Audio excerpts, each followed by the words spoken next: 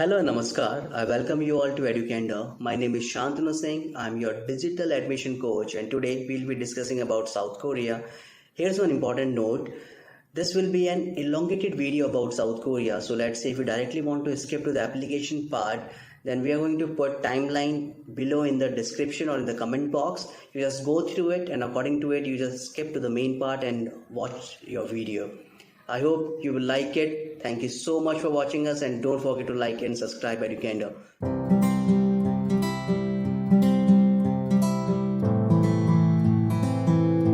Hi guys, तो आज हम बात करने वाले हैं साउथ कोरिया के बारे में कि किस तरह से साउथ कोरियन एप्लीकेशंस होती हैं। चाहे आप मास्टर्स प्रोग्राम में अप्लाई कर रहे हो या बैचलर्स में या फिर पीएचडी या रिसर्च प्रोग्राम में, this is a must video for you and I can guarantee you कि इस वीडियो को देखने के बाद में आपको और किसी वीडियो को देखने की ज़रूरत नहीं होगी। थोड़ा लेंथी वीडियो होने वाला है, but I guess you will like it and let's get start with this video. तो जैसा कि हमारे हर वीडियो के अंदर होता है, पहले हमें उस कंट्री की जोग्राफिकल लोकेशन के बारे में पता होना चाहिए जहाँ पे हम पढ़ना चाहते हैं। तो सबसे पहले name of a country is republic of Korea, capital है Seoul. We Indians use to call it Seoul, but no, the exact pronunciation is Seoul. ये यहाँ पे है। उसके बाद में पॉपुलेशन इज़ अराउंड 5,14,18,000 एज पर 2018 census. Official language is Korean. Currency है साउथ कोरियन वॉन, जिसको हम लोग इस तरह से KRW लेके रिप्रेजेंट करते हैं। थोड़ा इंडियंस के लिए एक अच्छी खबर ये है कि हमारा 1 INR equals to 16 south Korean won होता है। तो हमारा currency comparatively south Korean won से काफ़ी स्ट्रॉन्ग है। और एक टोटल एरिया आप देख सकते हैं 38,502 स्क्वायर माइल्स के आसपास का ये टोटल एरिया है। ये है पूरा साउथ कोरिया का मैप। ऊपर नॉर्थ कोरिया है और नीचे आप देख सकते हैं जापान है। थोड़े से और कुछ इंपॉर्टेंट चीज़ों के बारे में बात करते हैं। तो ऑफिशियल लैंग्वेज है साउथ कोरिया की कोरियन, बट यहाँ पे इंग्लिश भी बोली जाती है। आजकल इंटरनेशनल स्टूडेंट्स को अट्रैक्ट करने के लिए साउथ कोरियन गवर्नमेंट बहुत सारी यूनिवर्सिटीज़ और स्कूल्स में इंग्लिश लैंग्वेज पढ़ा रही है। साथ साथ में जापानीज़ भी एक कॉमन लैंग्वेज है जो यहाँ पे बोली जाती है। साउथ कोरिया के अंदर 99.9% कोरियन है और 0.1% पॉपुलेशन चाइनीज़ भी यहाँ पे रहती है। मोस्टली अगर रिलीजन की बात की जाए, that is Christian and Buddhist, और बहुत सारे लोग किसी रिलीजन को नहीं मानते हैं, ऐसा भी यहाँ पे लिखा हुआ है। तो अगर बात की जाए तो around 2/3 of land in South Korea is forested and जो मेन लैंड है उसके साथ साथ में देर अराउंड 3,000 स्मॉल आइलैंड्स जो लोकेटेड हैं सदर्न और वेस्टर्न कोस्ट पे। ये सब मिलके साउथ कोरिया बनता है। क्लाइमेट की बात की जाए तो that is temperate. Temperate means moderate. तो यहाँ पे ठीक ठाक सर्दी भी पड़ती है तो गर्मी भी वैसे ही पड़ती है। अगर एक एवरेज टेम्परेचर लिया जाए जनवरी के टाइम पे इन सोल, तो वो होता है -2.5 डिग्री सेल्सियस, और अगस्त उस टाइम पे अच्छी खासी गर्मी पड़ती है, that is around 29.5 degree Celsius. तो 29 से लेकर 30 के आसपास तक यहाँ पे टेम्परेचर रहता है। स्पेशल सिटीज़ सोल, ये इनकी पॉपुलेशन आगे लिखी हुई है। कौन कौन सी मेट्रोपॉलिटन सिटीज़ हैं ये आपको पता होना चाहिए। These are some big cities out there. कौन कौन से प्रोविंसेस हैं, प्रोविंसेस मीन्स स्टेट, तो कौन कौन से प्रोविंसेस हैं और कौन से स्पेशल सेल्फ गवर्निंग प्रोविंसेस हैं ये भी आपको पता होना चाहिए। This is very important. आप सबको पता होगा कि कुछ ऐसी कंपनीज़ हैं जो इंडिया में बहुत फेमस हैं साउथ कोरिया की। These are Samsung, Hyundai, LG, Kia Motors, Posco. Posco की अगर बात की जाए तो Posco is a very renowned company of steel and ये अराउंड वर्ल्ड के top 4 largest steel maker company में आती है। योंगॉन कॉरपोरेशन की बात की जाए, it is famous for it footwears, accessories manufacturers और क्लोथ्स जो स्पोर्ट्स से रिलेटेड होते हैं उसके लिए बहुत फेमस कंपनी है। अब हम बात करने वाले हैं स्टडी इन साउथ कोरिया। तो लेट्स गेट स्टार्टेड। तो सबसे पहले टॉप रैंक यूनिवर्सिटीज़ की बात करते हैं। तो the top 3 universities in South Korea, जिसको हम लोग बोलते हैं SKY, that is Seoul national university, Korea university and Yonsei university, ये बहुत फेमस हैं। इसके अलावा कई यूनिवर्सिटीज़ हैं जो वर्ल्ड रैंकिंग के अंदर अराउंड टॉप 500 तक आती हैं। आप इस वीडियो को एक बार पॉज करके आप देख सकते हैं। एप्लीकेशन पीरियड, जो लोग स्प्रिंग में जाना चाहते हैं, स्प्रिंग मींस जब इनकी क्लासेस जनवरी में स्टार्ट होंगी तो उनकी एप्लीकेशन शुरू हो जाती है सितंबर से लेकर नवंबर तक। और जो लोग फॉल में जाना चाहते हैं, मतलब सितंबर में जब इनकी क्लासेस शुरू होने वाली होती हैं, इनकी एप्लीकेशन शुरू हो जाती है मई से लेकर जून तक।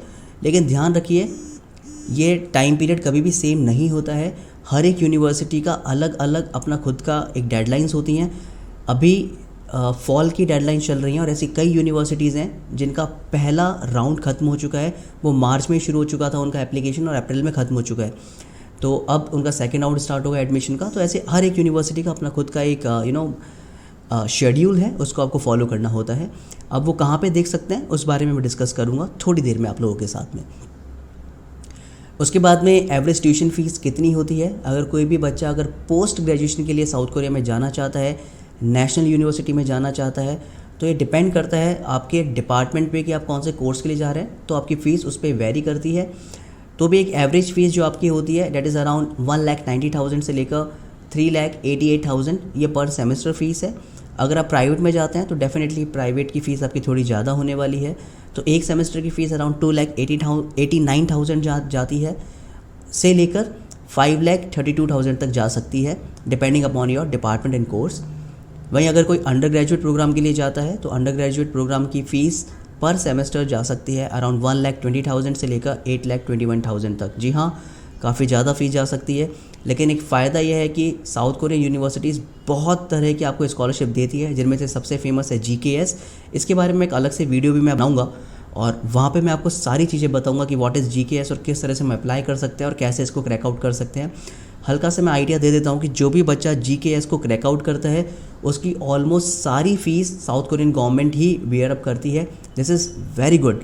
आपका फ़्लाइट से लेकर वहाँ पे रहने का खर्चा, आपकी ट्यूशन फ़ीस, हर चीज़ का ध्यान साउथ कोरियन गवर्नमेंट रखती है। अब हर एक डिग्री, हर एक फील्ड ऑफ स्टडी के हिसाब से, हर एक कोर्स के हिसाब से आपकी फ़ीस यहाँ पे मेंशन है। इससे आप एक बार पॉज कर लीजिएगा और एक बार डेफिनेटली अपनी फ़ीस आप देख लीजिएगा आप कौन से डिपार्टमेंट में हैं और क्या आपकी फ़ीस हो सकती है। लिविंग एक्सपेंसेस, इस वीडियो को भी मैं बोलूँगा कि यहाँ पे आप पॉज कर दीजिएगा इस स्लाइड को और डेफिनेटली एक एक चीज़ को आप देखिए। जैसे कि साउथ कोरियन लैंग्वेज, जिन लोगों को साउथ कोरियन लैंग्वेज नहीं आती है वो साउथ कोरियन इंस्टीट्यूट में जाते हैं, वहाँ पे लैंग्वेज इंस्टीट्यूट में एनरोल करते हैं और ये लैंग्वेज सीखते हैं, जो 10 वीक से लेकर 3 वीक्स तक अलग अलग चलती है। उनकी फ़ीस होती है डॉर्मेट्री की क्या फ़ीस रहने वाली है आपकी, फूड की, रेंट की, boarding house, medical insurance, transportation, internet, हमने सारी फ़ीस यहाँ पे मेंशन कर दी है। इसे आप as per Indian currency convert कर लीजिए and you will get an idea. उसके बाद में एडमिशन क्वालिफ़िकेशन और कोर्स की क्या ड्यूरेशन होती है। तो जैसे मास्टर्स है, आपकी बैचलर्स रिकमेंडेड होती है और आपका मास्टर्स प्रोग्राम एटलीस्ट 2 साल तक का होता है। अगर आप अंडर ग्रेजुएट में जाते हैं 12th तक आपकी एजुकेशन होनी चाहिए और 4 से लेकर 6 साल तक आपका अंडर ग्रेजुएट प्रोग्राम जाता है। इसे भी आप पॉज करके चेकआउट कर सकते हैं कि कौन से प्रोग्राम में अप्लाई करना चाहते हैं और उसकी क्या लेंथ रहने वाली है। अब हम बात करने वाले हैं step by step application process की। तो थोड़ा सा कॉम्प्लिकेटेड है प्रोसेस, लेकिन अगर एक बार आप समझ जाओगे तो फिर काफ़ी इजी होगा। बस आपको मेंटली प्रिपेयर रहना है और सभी डॉक्यूमेंट्स आपको तैयार करने हैं, लेकिन then you can easily apply to the south Korean universities. तो सबसे पहला प्रोसेस होता है, साउथ कोरिया की खुद की एक ऑफिशियल वेबसाइट है डेट इज़ studyinkorea.go.kr। यहाँ पे आप जाइए। यहाँ पे जाने के बाद में आपको एक ऑप्शन मिलेगा selection of universities and department का। आप यूनिवर्सिटी को सिलेक्ट करिए, वहाँ पे चेक करिए कि जिस भी प्रोग्राम में आप अप्लाई करना चाहते हैं क्या वो इंग्लिश में है या फिर कोरियन लैंग्वेज के अंदर है। फिर अलग से उनकी एक रिक्वायरमेंट लिस्ट होगी, उस रिक्वायरमेंट लिस्ट को आप गो थ्रू करिए।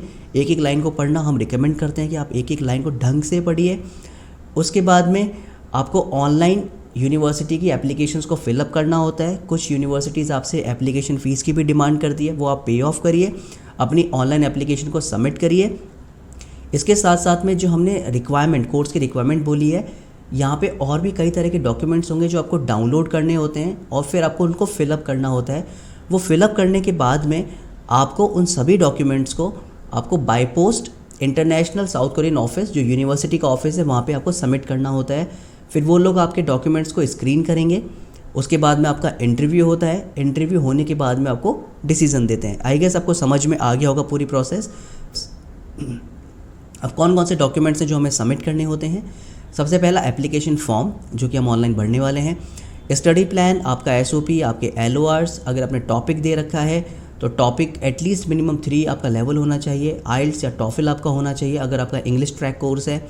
बैचलर्स की डिग्री, और अगर आप PhD में अप्लाई कर रहे हैं तो फिर मास्टर्स की डिग्री, बैचलर्स और मास्टर्स की ट्रांसक्रिप्ट। अगर आप PhD में अप्लाई कर रहे हैं तो जब अब तक आपने जो रिसर्च किया है उन रिसर्च का क्या सिनेरियो रहा है, कौन कौन से प्रोजेक्ट्स में आपने काम किया है, वो आपको करना होता है यहाँ पे submit. Certificate of language proficiency हम डिस्कस ही कर चुके हैं। फिर आपको कुछ यूनिवर्सिटीज़ आपसे original copy of bank statement मांगती है, जिसके अंदर एटलीस्ट आपको मिनिमम $18,000 से लेकर $20,000 तक रखना होता है, जो कि अराउंड 14 लाख से लेकर 15 लाख के आसपास का अमाउंट होता है, ये भी आपको रखना होता है। और बाय पोस्ट आपको अपना बैंक स्टेटमेंट भी भेजना होता है, पासपोर्ट की कॉपी, आपकी फैमिली के साथ आपका क्या रिलेशन है उन सभी के बारे में आपको डॉक्यूमेंट भेजने होते हैं। ध्यान रखिए हर एक यूनिवर्सिटीज़ का डॉक्यूमेंट्स की डिमांड और यूनिवर्सिटी की डेडलाइंस बहुत अलग अलग होती है, इसलिए बहुत थॉरली और बहुत ध्यान से आपको सभी चीज़ों को पढ़ना होता है। एंड ठीक है, हाँ ये भी इम्पॉर्टेंट है कि आपके जो भी डॉक्यूमेंट्स हैं वहाँ पे मेंशन होता है, या तो आपको उनको नोटराइज करवाना होता है या फिर आपको उनको अपोस्टिल करवाना होता है। इस बारे में हम आगे डिस्कस भी करेंगे। स्टूडेंट वीज़ा इन कोरिया, अगर आप पढ़ने के लिए जाना चाहते हैं अंडर ग्रेजुएट, ग्रेजुएट या पीएचडी प्रोग्राम्स के लिए, तो आपको D2 वीज़ा लगता है। और अगर आप कोरियन लैंग्वेज ट्रेनी, अगर आप लैंग्वेज सीखने के लिए वहाँ पे जाना चाहते हैं तो आपको D41 आपका वीज़ा लगता है। ये हल्का सा आप इसको पॉज करके पढ़ लीजिएगा। अब बहुत से बच्चों के दिमाग में ये क्वेश्चन आता है कि हम लोग कोरियन लैंग्वेज कब सीख सकते हैं, कैसे सीख सकते हैं, क्या सिनेरियो है। तो देखिए देयर आर 2 वेज़ जिनसे आप कोरियन लैंग्वेज सीख सकते हैं। पहला तो है टॉपिक, यहाँ पे आपको बहुत सारे ऑनलाइन या ऑफलाइन इंस्टीट्यूट्स मिल जाएंगे जो कि आपको टॉपिक कोरियन लैंग्वेज के लिए आपको तैयार करेंगे। हम रिकमेंड करते हैं कि एटलीस्ट आप 3 लेवल तक इसको सीख लें, उसके बाद में आप यूनिवर्सिटीज़ में एडमिशन ले लें एंड देन साइमल्टेनियसली वहीं कोरिया के अंदर आप जाके किसी भी लैंग्वेज इंस्टीट्यूट को ज्वाइन कर लीजिए और इसके लेवल 3 के आगे आप और लेवल्स तक अपनी कोरियन लैंग्वेज को और इम्प्रूव कर लीजिए। इसके बेसिस पे आपको कई तरह की स्कॉलरशिप भी यूनिवर्सिटीज़ ऑफ़र करती हैं। दूसरा है कि अभी तक मुझे टॉपिक कोरियन लैंग्वेज के बारे में बिल्कुल भी आइडिया नहीं है, तो फिर क्या करें? फिर आप ये कर सकते हैं, देयर आर 2 ऑप्शंस। पहला ऑप्शन तो ये है कि आप सबसे पहले कोरियन लैंग्वेज इंस्टीट्यूट में इनरोल करें, वहाँ पे आप अपनी लैंग्वेज एटलीस्ट किसी लेवल तक आप सीखें, उसके बाद में आप अप्लाई करिए वहीं से अपनी यूनिवर्सिटीज़ में। नहीं तो दूसरा हमारे पास है ऑप्शन कि आप यहाँ से ही इंग्लिश टॉट प्रोग्राम में अप्लाई करिए, कोरिया में जाइए और अपनी पढ़ाई के साथ साथ में वहाँ पे आप कोरियन लैंग्वेज इंस्टीट्यूट को ज्वाइन करिए और उसके साथ साथ में अपनी कोरियन लैंग्वेज पे भी वर्कआउट करते रहिए। तो ये 2 तरह के आपके पास ऑप्शंस हो गए हैं। आई गेस आपको समझ में आ गया होगा। तो देखिए अभी हम टॉपिक के बारे में बात करते हैं, टॉपिक टेस्ट स्ट्रक्चर। तो टॉपिक बेसिकली कोरियन लैंग्वेज का एक एग्ज़ाम होता है, जिस तरह से आइल्स है इंग्लिश का, टॉफल है इंग्लिश का, उसी तरह से टॉपिक भी एक एग्ज़ाम है। तो topic basically 2, topic 1 and topic 2 2 तरह के होते हैं। ये बिगनर्स होता है टॉपिक 1 और सेकंड होता है इंटरमीडिएट और एडवांस। लेवल 1 एंड 2 यहाँ पे होता है, लेवल 3 एंड 6 तक लेकर टॉपिक सेकंड होता है। इसके बारे में एक मैं प्रॉपर डिटेल वीडियो में बनाऊंगा टॉपिक को लेके, जहाँ पे आपके सारे डाउट सॉर्ट आउट हो जाएंगे। अभी बस एक आइडिया आप ले लीजिए कि टॉपिक एग्ज़ाम कैसा होता है और उसका क्या स्ट्रक्चर होता है। नेक्स्ट, कोरियन लैंग्वेज इंस्टीट्यूट के बारे में अगर बात करें तो अगर आप कोरियन लैंग्वेज इंस्टीट्यूट में जाते हैं तो वहाँ पे 4 सेमेस्टर्स होते हैं। हर 3 महीने में ये स्टार्ट होता है। अराउंड 10 वीक्स की आपकी क्लासेस होती हैं। शॉर्ट ड्यूरेशन क्लासेस भी होती हैं जो वेकेशन के टाइम पे या फिर समर वेकेशंस और विंटर वेकेशंस के टाइम पे वो चलती हैं। इनका ड्यूरेशन 3 वीक से लेकर 6 वीक तक होता है। इनकी फ़ीस अराउंड 1300 से लेकर 1600 USD तक होती है।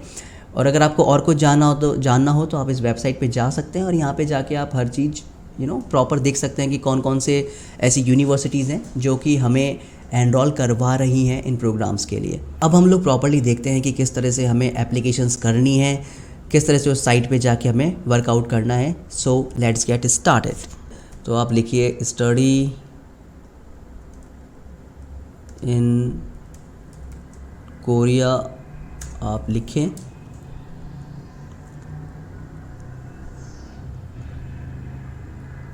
तो देखिए सबसे पहली वेबसाइट ही हमारे पास खुल गई है, स्टडी इन कोरिया। इसको आप ओपन करें।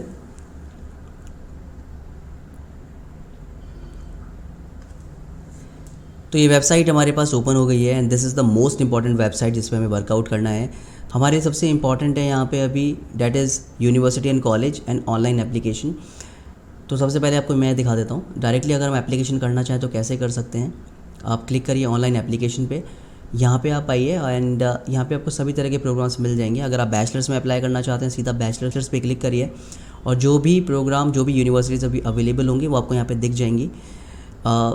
अगर आप मास्टर्स में अप्लाई करना चाहते हैं मास्टर्स पे क्लिक करिए and these are the university जो अभी अवेलेबल हैं जिनके लिए हम एप्लीकेशंस कर सकते हैं। यानी कि डेडलाइंस भी मेंशन है, जैसे आप यहाँ देख सकते हैं कि इसके डेडलाइन है 1 अप्रैल से 29 अप्रैल तक हमें अप्लाई करना चाहिए यहाँ पे। एंड और भी अलग अलग तरह की यूनिवर्सिटीज़ हैं, मैं आपको दिखा देता हूँ। जैसे इस पर हम क्लिक करते हैं जैसे ही आप इस पर क्लिक करेंगे सारी इन्फॉर्मेशन आपको यहाँ पे मिल जाएगी, क्या आपकी एलिजिबिलिटी है, ऑनलाइन एप्लीकेशंस कैसे करनी है और क्या क्या होने वाला है, कौन कौन से डॉक्यूमेंट्स आपको सबमिट करने हैं। अगर यहाँ नहीं मिलते हैं तो कोई दिक्कत नहीं है, आप यूनिवर्सिटी की वेबसाइट पे जाके भी चेक कर सकते हैं। अभी मैं आपको वो भी चीज़ दिखा दूँगा।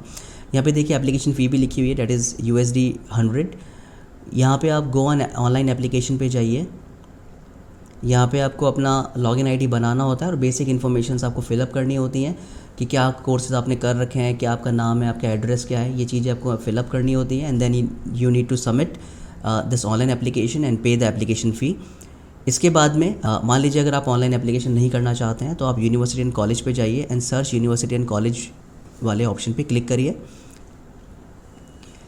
यहाँ पे अगर आपको किसी पर्टिकुलर कॉलेज में अप्लाई करना है तो उसका आप नाम लिख दीजिए। यूनिवर्सिटी अगर आप चाहते हैं कि वो यूनिवर्सिटी हो, ग्रेजुएट स्कूल हो, आप यहाँ पे हर चीज़ को सेलेक्ट कर सकते हैं। हम लोग यूनिवर्सिटी सेलेक्ट कर लेते हैं। फिर वो यूनिवर्सिटी नेशनल होनी चाहिए, पब्लिक होनी चाहिए, आप चूज़ आउट कर सकते हैं, या हम लोग ऑल ही रखते हैं। कोर्सेज़ हम लोग मास्टर डिग्री देखते हैं एंड कौन से मेजर में आप अप्लाई करना चाहते हैं। जैसे अभी मैं फ़ैशन कर लेता हूँ। और रीज़न अगर आप किसी पर्टिकुलर रीज़न में जाना चाहते हैं तो ये चूज़ आउट कर सकते हैं, अदरवाइज़ ऑल कर लीजिए। क्या आपको स्कॉलरशिप चाहिए तो इस पर आप क्लिक कर दीजिए। इंग्लिश लेक्चर सपोर्ट होना चाहिए, डॉर्मेट्री अवेलेबल होनी चाहिए, ये आपकी मर्ज़ी है, आप चूज़ आउट कर लीजिए। अभी हम लोग सिर्फ इंग्लिश लैंग्वेज सपोर्ट को क्लिक करते हैं एंड सर्च करते हैं। अब ध्यान रखिए मैंने फ़ैशन वाला मेजर चूज़ आउट किया है, तो जो भी यूनिवर्सिटी अभी फ़ैशन प्रोवाइड करती हैं वो सारी यहाँ पे आ चुकी हैं। तो कोई भी हम एक यूनिवर्सिटी चूज़ आउट कर लेते हैं। जैसे कुकमैन हम चूज़ आउट करते हैं। जैसे मैंने इस पर क्लिक किया तो इस यूनिवर्सिटी की सारी इन्फॉर्मेशन हमें यहाँ पे मिल जाएगी कि कब इस्टेब्लिश हुई थी, ये वेबसाइट है इनकी, यहाँ पे आप जा सकते हैं। हर चीज़ अवेलेबल है, आप होवर करेंगे तो आपको हर चीज़ मिल जाएगी। इंटरनेशनल स्टूडेंट्स को क्या क्या सपोर्ट प्रोवाइड ये लोग कर रहे हैं, हर चीज़ यहाँ पे है। स्कॉलरशिप्स किस किस तरह की ये प्रोवाइड कर रहे हैं स्टूडेंट्स को। हमारे लिए इम्पॉर्टेंट है ये चीज़ देखना कि क्या ये इंग्लिश में भी कोर्सेज़ को प्रोवाइड कर रहे हैं क्या। तो हम लोग यहाँ पे आके चेकआउट कर सकते हैं कि field of special courses in English. तो KMU international business school international business major offered 100% in English. तो इंटरनेशनल बिजनेस स्कूल अभी 100% इंग्लिश में क्लासेस प्रोवाइड कर रहा है। कुछ डिपार्टमेंट्स इंग्लिश क्लासेस भी प्रोवाइड कर रहे हैं। बाकी हम लोग एक और वेबसाइट पे जाते हैं एंड यहाँ पे आप वेबसाइट पे क्लिक करिए। यहाँ पे हमें जाना है एडमिशन पे जाना है हमें ग्रेजुएट पे। अब आप देख सकते हैं कि स्प्रिंग सेमेस्टर तो अभी निकल चुका है, वो अक्टूबर से लेकर जनवरी तक डेडलाइन चलती है। मिड अक्टूबर में फर्स्ट इनटेक चलता है और अर्ली जनवरी तक सेकंड इनटेक इनका शुरू हो जाता है। अभी फॉल चल रहा है तो मिड मई में इनके फर्स्ट जो एडमिशन है वो शेड्यूल स्टार्ट होगा और जुलाई के अंदर सेकंड शेड्यूल स्टार्ट होगा। एडमिशन गाइडलाइंस पे आप क्लिक कर सकते हैं, इस पर क्लिक करिए, ट्रांसलेट करते हैं।